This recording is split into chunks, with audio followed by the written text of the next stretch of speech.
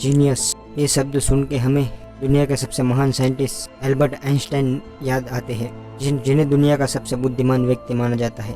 यहाँ तक भी 14 मार्च को उनका जन्मदिवस एक जीनियस डे के रूप में मनाया जाता है। वीडियो को आखिर तक जरूर देखना। आप एल्बर्ट आइंस्टाइन के बारे में 15 ऐसी बात जानेंगे जो आपको भी हैरान कर देगी। नंबर 1, जिस साल गैलीलियो गैलीली की डेथ हुई थी उसी साल जन आइजैक न्यूटन का जन्म हुआ था। इस साल ग्रेट साइंटिस्ट गैलीलियो गैलीली की डेथ हुई थी उसी साल एल्बर्ट आइंस्टाइन का जन्म हुआ था।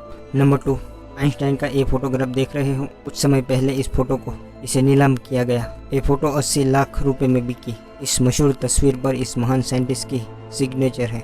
इस फोटो को प्रिंसेस यूनिवर्सिटी में 14 मार्च 1951 को आइंस्टाइन के 72वें बर्थडे पर खींची गई थी। फोटोग्राफर आइंस्टाइन को मुस्कुराने के लिए कह रहा है, लेकिन सर आइंस्टाइन उस दिन कहीं फोटोग्राफर को ऐसा कर चुके थे, इसलिए उन्होंने हंसने की बजाय जीभ बाहर निकाल दी। नंबर 3, आइंस्टाइन ने अपनी अंतिम सांस लेते वक्त कुछ शब्द कहे थे जो कि जर्मन भाषा में थे। अनफॉर्चुनेट जो व्यक्ति उनके साथ था वो जर्मन भाषा नहीं जानता था, इसलिए उनके अंतिम शब्द हमेशा के लिए राज बनकर रह गए। नंबर 4, आइंस्टाइन के पास बहुत सारे युवा आया करते थे। वो आइंस्टाइन से उनकी सक्सेस का राज पूछा करते थे।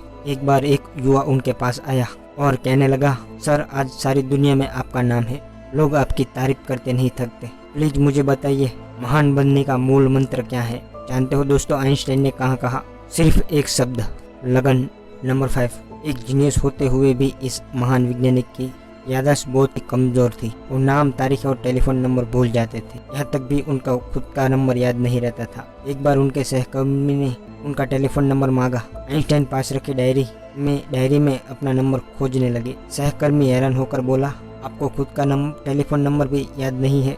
आइंस्टाइन ने कहा, नहीं, किसी ऐसी चीज को भला क्यों याद रखूं जो मुझे किताब में ढूंढने से मिल जाती है।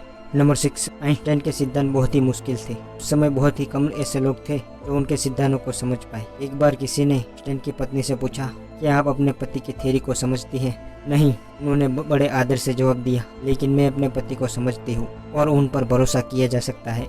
नंबर 7, आइंस्टाइन को बाल कटवाना बिल्कुल पसंद नहीं था। उनके बाल हमेशा बिना कंघी किए होते थे। आज आइंस्टाइन का बिना कंघी किया हुआ hair style genius hair style के रूप में देखा जाता है। नंबर 8, इतने बड़े साइंटिस्ट होने के बावजूद वे कार चलाना नहीं जानते थे और समुद्री यात्रा उन्हें बहुत ही पसंद थी और तैरना नहीं आता था। नंबर 9, बचपन में आइंस्टाइन को मनबुद्धि लड़का माना जाता था। टीचर ने तो यहाँ तक कह दिया था, ये लड़का जिंदगी में कुछ भी नहीं कर पाएगा। वही लड़का बाद में दुनिया का महान साइंटिस्ट बनता है। नंबर 10, जैसा कि मैंने बताया आइंस्टाइन को मनबुद्धि कहा जाता था। एक बार आइंस्टाइन के मैथ्स के प्रोफेसर ने उनको लेजी डॉग कह दिया था। वो पढ़ाई में ज़्यादा अच्छे नहीं थे, लेकिन बचपन से उनका फेवरेट सब्जेक्ट मैथ्स ही था। नंबर 11, जब वो पैदा हुए थे उनका सर बाकी बच्चों के कंपेरिजन में बहुत ही बड़ा था। डॉक्टरों ने उनको मानसिक तौर पर विकलांग कह दिया था। 7 साल का होने तक उन्होंने पढ़ना शुरू नहीं किया था। वो हमेशा लड़ते हुए स्कूल जाते थे। नंबर 12, 4 साल की उम्र तक वे कुछ बोल भी नहीं पा रहे थे।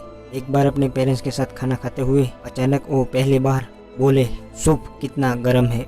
वे सुनने के बाद उनकी पेरेंट्स की हैरानी का ठिकाना नहीं रहा। नंबर 13, आइंस्टाइन को साइंस में तब इंटरेस्ट हुआ वो जब 5 साल के थे। उनके पिता ने उनको एक कंपास ला कर दिया।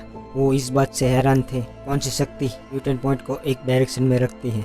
बस यहीं से उनके अंदर साइंस के लेकर इंटरेस्ट पैदा हुआ। नंबर 14, अमेरिका की विशेष विज्ञान टाइम मैगजीन 1999 में एल्बर्ट आइंस्टाइन को पर्सन ऑफ द सेंचुरी 20वीं सदी का सबसे महान व्यक्ति करार दिया था।